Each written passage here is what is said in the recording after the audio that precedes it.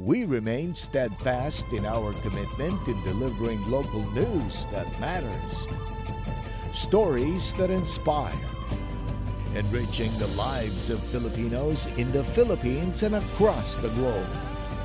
This is your GMA Regional TV. Buong puso para sa Pilipino. Ito ang Mornings with GMA Regional TV. Magandang umaga. Ito ang Mornings with GMA Regional TV. Hatid namin ang mahalagang lokal na balita mula sa Luzon. Good morning, partner. Di ba Huwebes ngayon? Oo, may bago bang palabas?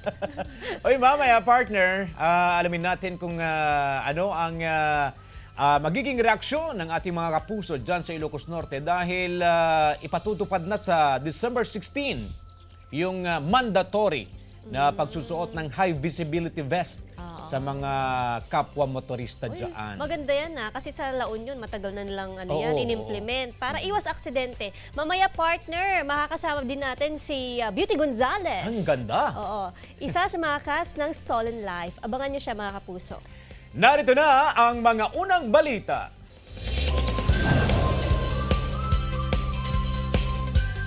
Nakatanggap ng indemnity claim mula sa Philippine Crop Insurance Corporation ang mahigit 70 na magsasaka sa Mangaldan, Pangasinan. Sila ang mga magsasakang napinsala ang pananim dahil sa mga nagdaang bagyo. Masusing dumaan sa verification at validation ang mga magsasakang naapektuhan ng kalamidad. Malaking tulong umano sa mga magsasaka ang natanggap na tulong mula sa insurance upang makabawi ang kanilang puhunan sa pagtatanim ng palay. Hinihikayat naman ng Municipal Agriculture Office na mag-apply ng kanilang crop insurance para sa kanilang pananim. San Pablo Bridge sa Calasiao, Pangasinan inaasahang bubuksan sa first quarter ng 2024. Ang detalye sa ulat ni Jasmine Gabriel Galban. Minamadali ng konstruksyon ng San Pablo Bridge sa bahagi ng Barangay Dinalawan at Lasip sa Calasiao, Pangasinan. Hinahabol ng lokal na pamahalaan na matapos ang rehabilitasyon ng tulay hanggang sa December 31. Sakali kasing hindi matapos ang proyekto sa takdang oras, malaki ang posibilidad na ibalik sa DILG ang pondong hindi nagagamit para sa nasabing proyekto. Kung nagkataon, mahihirapan na muling hanapan ng pondo ang rehabilitasyon ng tulay. Hanggang December 31 dapat matatapos kasi pag hindi matatapos, ibabalik yung pondo. Ang LGU Calasiao tatapusin at tatapusin. Kumpiyansa naman ng LGU na matatapos sa takdang panahon ng proyekto. Nakaschedule ngayong linggo ang pagbuhos sa mga poste at flooring ng tulay. Sa Pebrero o unang quarter ng 2024, inaasahang bubuksan na sa mga motorista ang tulay. Bayan na. Bayan agad. Oo. Pag dito, sir, Malayo pa. Yes po, mahirap pa po kasi iiko ka pa po. pinondohan ng 38 million pesos ang proyekto na mula sa Local Government Support Fund. Malaking tulong ito sa mga motorista, lalo pat may kalumaan na rin ng tulay. Jasmine Gabriel Galban para sa Mornings with GMA Regional TV. Apektado na rin ng nararanasang pagsikip sa daloy ng trapiko ang iba't ibang transport group na bumabiyahe sa Dagupan City. Kaya hiniling nila sa Public Order and Safety Office o POSO ang pagpapatupad ng double coding. Ibig sabihin, sa loob ng isang linggo, 2 beses ang coding ng isang jeepney unit. Pero hindi ito inaprubahan ng POSO. Ngayon kasing holiday season, higit na mas kailangan ng pagbiyahe ng mga pampublikong sasakyan kasabay ng inaasahang dagsa ng pasahero. Kaugnay naman sa usapin ng trapiko, karagdagang mga traffic enforcer na ang itinalaga sa kalsada lalo na sa Perez Boulevard at A.B. Fernandez Avenue para mapabilis ang usad ng mga sasakyan. Sinalakay ng mga kawani ng NBI Dagupan District Office ang isang bar sa Barangay Poblasyon, Malasiki, Pangasinan na pugad umano ng kalaswaan. Nag-aalok umano ng panandaliang aliw ang bar sa kanilang mga parokyano. Nagpanggap na customer ang isang undercover agent ng NBI at inalok siya ng umano'y bugaw na bibigyan siya ng babae sa halagang 2,000 pesos. Nasagip sa operasyon ang 26 na babae. Arestado sa operasyon ang 2 may-ari ng bar at 3 empleyado, kabilang ang waiter na umano'y nambubugaw sa mga babae. Maharap ang 5 sa kasong paglabag sa Republic Act 9208 o Trafficking in Persons Act. Tumagi silang magbigay ng pahayag. Patay ang 58 anyos na ginang matapos matuklaw ng ahas sa San Carlos City, Pangasinan. Kwento ng mga kaanak ng biktimang si Mercedes Exiomo, maaga siyang nagpunta sa bukid para mamili ng mga gulay na ibibenta sa kanilang barangay nang mangyari ang insidente. Agad dinala sa pagamutan ng biktima pero matapos ang mahigit 20 oras, binawian ng buhay ang biktima. Sa death certificate ng biktima, snake bite with sign of severe envenomation ang sanhi ng pagkamatay ng ginang. Mandatory na pagsusuot ng high visibility vest sa mga rider ipatutupad sa Ilocos Norte simula December 16. Ang detalye ihahatid live ni Gab De Luna. Gab, good morning. Good morning, CJ. Kinababahala ng otoridad ang pagtaas ng road crash incidents nitong taon.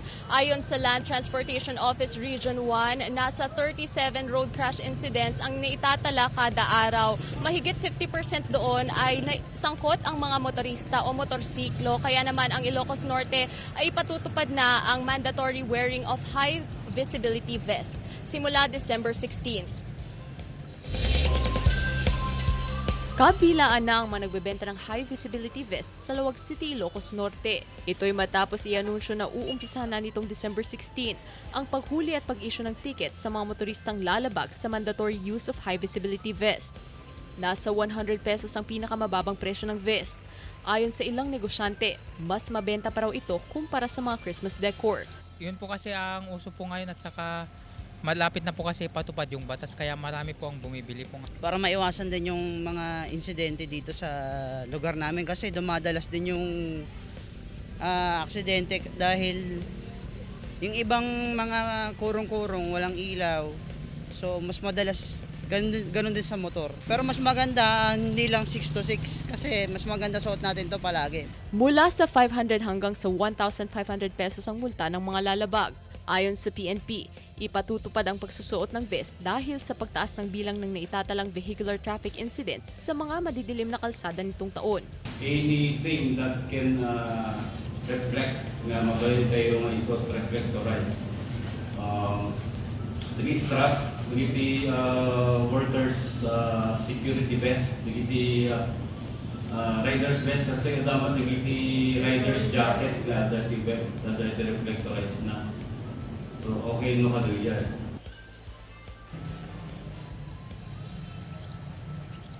Samantala, CJ, kabilaan ng nagbebenta ng high visibility vest dito sa Laoag City Public Market. Kung nakikita natin yung mga nakihilera, mas marami pa yung nagbebenta ng high visibility vest kumpara sa Christmas decor. Tulad na lamang nitong suot ko ngayon dahil nagsukat tayo kasi hindi lamang yung mga motoristang inoobligang magsuot, pati na rin yung mga pasahero. Yung suot natin ngayon pumapatak sa 100 pesos ang isa, samantalang yung mga makakapal na vest nasa 200 pesos to 300 pesos naman. Pero ayon sa Ilocos Norte Police Provincial Office, hindi naman nagmamatter sa quality yung vest dahil kahit anong quality, basta nakakapag-reflect siya sa madilim o sa mga madidilim na kalsada. Paalala lang sa ating mga motorista from 6 p.m. to 6 a.m. bagaman exempted yung mga provincial roads, pati na rin yung mga barangay roads, mainam nang magsuot na tayo ng mga visibility vest para naman kung mapapadaan tayo sa mga national highway o national roads ay handa na tayo para hindi tayo o makaiwas tayo na ma-issuehan ng ticket at the same time para na rin sa ating mga safety o sa safety ng mga motorista dahil sa kaba ng national highway o national road ay wala masyadong ilaw o may mga areas na wala masyadong ilaw. Kasama na rin sa mga inoobligahan ang mga sakay ng e-bike o tricycles, pati na rin yung mga kuliglig na dumadaan sa national highway. Yan muna ang latest mula rito sa Ilocos Norte. Balik sa iyo, CJ. Maraming salamat, Gab De Luna.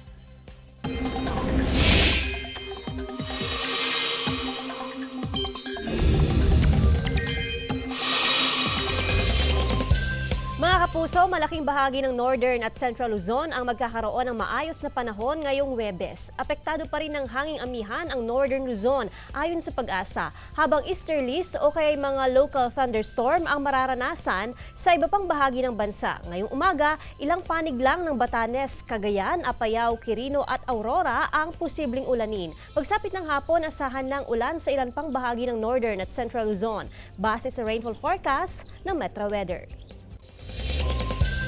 Kawalan ng schedule sa pangongolekta ng basura, iniinda ng ilang residente ng Barangay Salay, Mangaldan, Pangasinan. Sundan sa report ni Claire Lacanilaw.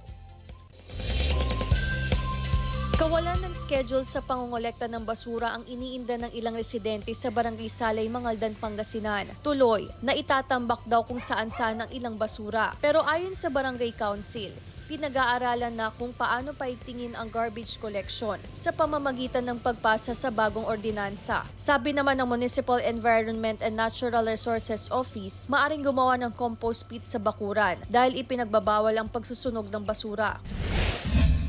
Inumpisahan na ang konstruksyon ng inirereklamong lubak na kalsada sa Vintar, Ilocos Norte. Umabot daw sa mahigit isang dekada bago ito napondohan. Nasa mahigit 2.7 million pesos ang inilaan na pondo sa ginagawang kalsada at nakatakdang matapos nitong taon. Dahil sa proyekto, pansamantalang one-lane passable ang kalsada at posible raw na magdulot ng mabagal na usad ng trapiko sa papalapit na pista ng bayan. Umaasa naman ang mga motorista na matatapos ito sa madaling panahon. Claire Lacanilaw para sa Mornings with Jimmy Regional TV.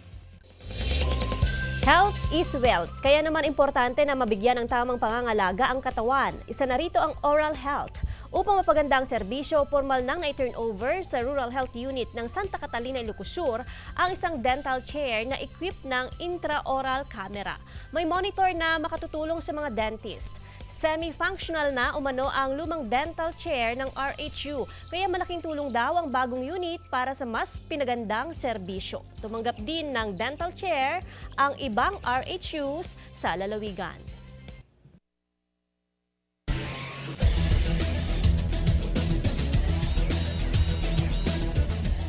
Simula pa lang, red hot na ang bakbakan ng NCAA Season 99 Men's Basketball Tournament Finals sa pagitan ng Mapua Cardinals at San Beda Red Lions. Towering sa kanyang mga rebound at putback si Clifford Jopia ng San Beda. Pero nalamangan man, agad humabol ang Mapua sa pangunguna ni MVP frontrunner Clint Escamis na bumuslo pa ng 2 points bago magtapos ang first half 36-31. Humabot sa double digits ang abante ng Cardinals. Pero gigil ang Red Lions kaya naging dikit ang laban hanggang sa huling minuto ng laro. Pero dahil sa 16 points at 15 rebounds ni Paulo Hernandez, wagi ang Cardinals 68-63. Kaya one win away na sa championship ang Mapua Cardinals. Magkakahirit pa kaya ang San Beda Red Lions? Malalaman sa Game 2 ng NCAA Season 99 Finals.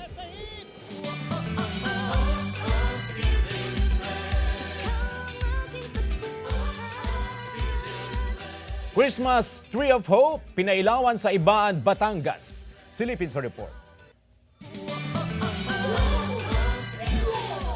Mga naglalakihang Christmas ball, candy cane at mga regalo ang bumalot sa 20 talampakang Christmas tree na pinailawan sa Ibaan, Batangas. Tinawag nila itong Christmas Tree of Hope. Layon ang taunang pailaw na mapasaya at mabigyang halaga ang mga residente sa kabila ng mga pagsubok na kinaharap ng bayan.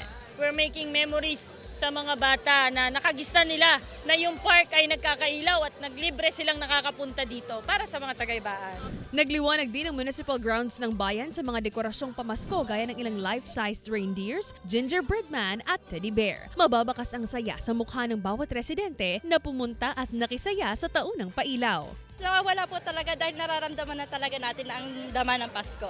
Nakakatanggal stress, masaya. Bida rin ang mga dekorasyong gawa sa pinagmamalaking produkto ng bayan, ang Habing Ibaan. Laking pasasalamat naman ng mga maghahabi na patuloy na nakikilala ang kanilang produkto, hindi lang sa Pilipinas kundi maging sa ibang bansa. Kahit mahirap, patuloy lang ang habi! Denise Abante para sa Mornings with GMA Regional TV.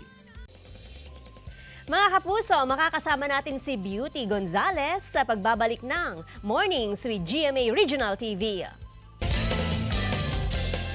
Ito ang Mornings with GMA Regional TV.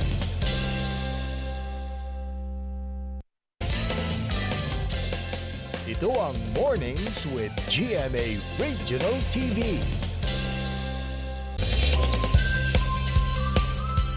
Very controversial ang plot ng Stolen Life dahil may pagka-sci-fi / thriller ang kwento. And today, makakasama natin ang isa sa lead cast ng pinakabagong GMA Afternoon Series at kabilang sa pinakamahusay na aktres ng henerasyon. Let's welcome Beauty Gonzalez. Hi! Hello. Everyone! Hi! It's nice to be here in Dagupan. Good morning, Good Beauty. morning! And Maayong buntag ng tanan. Magandang Masantos. araw. Kabusan. Beautiful morning. Yes, Daming good daldal, morning. no? Okay lang. Regional tayo eh. Pag malaki Yes. natin, yung mga regional language. Welcome to Dagupan. Oh, thank you. Thank you for having me here. It's nice. It's a nice drive going here. Ang dami mong nakikitang mga greens and relaxing. I had a nice drive coming here. And thank you for having me. And thank you for gracing our program. Oo naman. Despite your busy schedule. It actually ito yung parang pang-relax ko. I love going out of town and meeting people, meeting yung mga fans and parang bumabata din ako pag nagpe-perform kahit sintonado at wala sa tono. Hindi na yun kinukonsider ng fans, makita ka lang. Nako, ang natanong ko na rin kasi si Gabi at the same time si Carla, naniniwala ka rin ba sa astral projection? For the show, sige. But for myself, no naman. I'm not really, hindi ko masyadong pinag-iisipan. So, no, parang hindi. Not as this moment. Oo, mahirap naman talagang patunayan yun eh. Nalilipat yung kaluluwa mo sa katawan mo. Punta sa ibang tao. Mahirap nga naman. Pero komplikado ba yung role mo dito sa Stolen Life? Oo, komplikado in a way na I have to prepare twice. And kasi dalawang character ginagampanan namin dito ni Carla, Lucy and Farah. So I have to think of them as an individual person. And at the same time, kailangan kong nandun sa set para i-study yung actions ni Carla because I have to copy her as well. So it's really hard, but nothing fun comes easy, you know. So, masarap yung pinaghihirapan mo at nakikita mo sa TV na, ang daming natutuwa sa performance mo. Oo. Ito ba yung first time na kinokopya mo yung isang pagkatao ng isang tao? Yeah, first time. Yes, very. And it's fun. And it's nice to see Carla, like, not only one, but two Carlas. And actually nga si Gabi ang pinakamasaya dito because she has two beauties and two Carlas. Para siyang si Gabi na lang yung nagiging anchor namin eh. Sinabi ko nga to sa press con, siya na yung namin. Para siya yung dear heart namin. Pero ikaw, Beauty, kung ikaw ay mapupunta sa katawan ng isang sikat na personalidad for a day, sino siya at bakit? Well, sinagot ko na to. Gusto ko tatlo para exciting naman. I wanna go inside to Vilma Santos because she's my idol. I like the way her career is, yung mga movies niya, I'm a fan. And how she translated into politics nung naging sa Batangas. And she has a wonderful family, wonderful kids. And, I wanna know paano niya nagawa yun. And secondly, I like Frida Kahlo because she's very rebellious with her art. As an art enthusiast also. So mahilig ako sa art niya. And she's the first Mexican woman na wearing suits in that time, na mga 1960s and 50s. So gustong-gusto ko talaga siya. And lastly, I want to be Madonna because she's fun and she's like an innovator. She walks the talk. She's like a chameleon. I mean, through the years until now, she's still up there with the fashion and everything, with all the videos and songs. So, yeah, I wanna be in those three people. Yes. Okay, Beauty, please invite your Kapuso fans to support Yes. Life. Hello mga Kapuso, good morning everyone. It's me, Beauty Gonzalez, and I'm inviting you to watch Stolen Life from Mondays to Fridays. Kasama ko po dito si Carla Abellana, Gabby Concepcion, Celia Rodriguez, Lovely Rivero, at marami pang iba. Naku, abangan niyo po ang pag-astral projection namin. And malilito talaga kayo kung ako na ba si Lucy or si Farah. And don't forget, Farara! See you! All right! Thank you so much, Beauty Gonzalez, and stay safe! Thank you! Bye, everyone! See you around! Tuloy-tuloy ang mga balita, ilang pumasa sa bar exams, nagkwento ng karanasan sa pagsubok at tagumpay. Tunghayan sa reports. Nasa 3,812 ang pumasa sa 2023 bar exam sa bansa. 18th place ang tubong Baguio City na si Atty. Raquel Dominique Balisong, 26 anyos. Nasa simbahan daw siya nang lumabas ang resulta. Bagamat abogado ang kanyang ama, ina at panganay na kapatid, aminado siyang nahirapan sa bar exam. Pero naging sandata niya ang tiwala sa sarili at kakayahan. Don't doubt yourself. Be confident, manifest, claim it. Tanggap na raw sa sarili na hindi makakapasa ang 62 anyos na si Atty. Rosula Domingo Calacala. Nagkataon daw ang kanyang pagluwas sa Maynila para sa ibang event nang maisipang dumaan sa Korte Suprema. Pumunta lang ako doon para manood kung sino yung makakapasa. Ang hindi niya inasahan, kasama ang kanyang pangalan sa mga pumasa. Accountant sa LGU ng Jones Isabela si Atty. Rosula.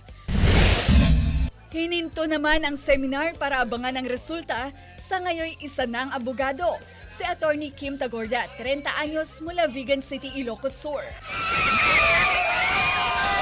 Naging working student daw siya para suportahan ang sarili sa law school mula sa pagiging guro at staff ng DepEd.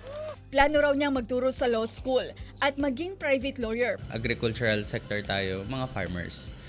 They are underrepresented kasi sila. Wala sila masyadong boses sa lipunan. Payo nila sa anumang karera sa buhay, maging positibo at pagsikapang maabot ang mga pangarap.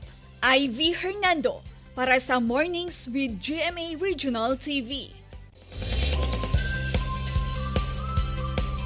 Mga alagang aso sa California, USA, tinatamaan na rin ng mystery respiratory illness. Tunghayan sa Globalita.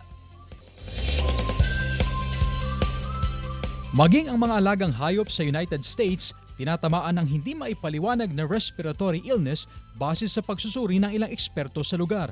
14 na states sa California ang nakapagtala ng tila kennel cough symptoms na dulot ng virus o bacteria. Tuloy ang pagsusuri ng American Veterinary Medical Association sa abot 200 aso na tinamaan ng sakit. Binilaan naman ng mga dog owner na agad ipasuri ang mga alaga kung may sintomas gaya ng ubo, pananamlay at ayaw kumain. Sa Yemen, naging tourist attraction ng isang commercial ship na hinuli ng Houthi movement sa Red Sea. Nagsimula na kasi itong dayuhin ng mga Yemeni sa pamamagitan ng maliit na sakyang pangisda.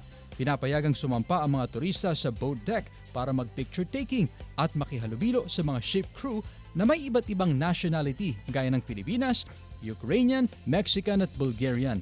Binatikos naman ng ilang bansa gaya ng US at Japan ang paghuli ng Houthi movement sa barko at umaapila na palayain na ang crew nito. Chris Zuniga para sa Mornings with GMA Regional TV. Kauna-unahang discovery na isang buntis na megamouth shark sa mundo natagpuan sa baybay ng Dipakulaw, Aurora. Narito ang report. Malaki ang ulo at bibig. Ganito ang itsura ng isdang inanod sa dalampasigan ng Barangay Ipil, Dipakulaw, Aurora. Noong una, akala ng mga residente ay isa lamang itong hindi pangkaraniwang uri ng isda, kaya laking gulat na lang nila nang kumpirmahin ng mga otoridad na isa na pala itong rare species ng pating na kung tawagin ay megamouth shark. Pinaniniwala ang may ilap ito sa tao, kaya bihirang-bihira na lang itong makita. Nasa 5.6 meters ang haba ng inang pating. Ayon sa mga eksperto, nasa 100 na specimen na lamang ang nadokumento mula nang unang makita ito noong 1976 sa Hawaii. Isa rin ang megamouth shark sa mga tinatawag na filter feeding shark o mga pating na maaaring kumain ng maliliit na particles o maliliit na organismo mula sa tubig. Ayon sa BIFAR, ang megamouth shark na natagpuan sa lalawigan ng Aurora ay buntis. Ito yung babies at unfortunately na dahil nga patay na yung mother na namatay na rin. Walang entanglement, walang human intervention, so factors na nag-cause ng death ng ating megamouth shark. Mismong ang National Museum of the Philippines ang nagkumpirma na ang natagpuang pating ay ang first recorded pregnant megamouth shark sa mundo. Pumapangalawa ang bansa sa mga tinitirahan nito kasunod ng Taiwan. Sa kasalukuyan, nasa pangangalaga na ng National Museum of the Philippines ang naturang pating pati ang kanyang mga anak. CJ Torida para sa Mornings with GMA Regional TV. Singing trio na P3 mula Pampanga at Bulacan pasok na sa Grand Finals ng The Voice Generations. Tunghayan sa report. Aabante na sa Grand Finals ang pambato ng Team Believe ni Coach Billy Crawford na P3. Sila ay sina Carlton Hueco, RV Centeno at Tan Sultan mula sa Bulacan at Pampanga. Sa semifinals round ng nasabing singing competition, inawit ng P3 ang makapanindig balahibo nilang rendisyon ng All I Ask ni Adele. Kung gusto nyong manalo ang P3 bilang first ever grand winner ng The Voice Generations sa Pilipinas at sa buong Asya, maaari nyo silang iboto gamit ang GMA Network website at GMA Network app sa December 10. Mapapanood ang The Voice Generations Finals sa Linggo, December 10, 7:20 p.m. bago ang KMJS. Matapos ang halos 5 taon ay nagbabalik sa telebisyon ang action star na si Kier Legaspi sa pamamagitan ng action drama series na Black Rider. Dahil medyo matagal na nang huling gumawa ang aktor ng proyekto, masusing paghahanda ang ginawa niya para sa kanyang bagong role. Bukod sa kanyang pisikal na anyo, isa sa mga ginagawa niya ay ang mag-research at maghanap ng references para sa karakter na gagampanan niya. Sundan si Kier Legaspi kasama ang action hero na si Ruro Madrid sa Black Rider 8 p.m. pagkatapos ng 24 oras. Gab De Luna para sa Mornings with GMA Regional TV. Mga kapuso, gagawin naming mas inspiring ang inyong morning dahil oras na para sa ating hashtag Morning Feels.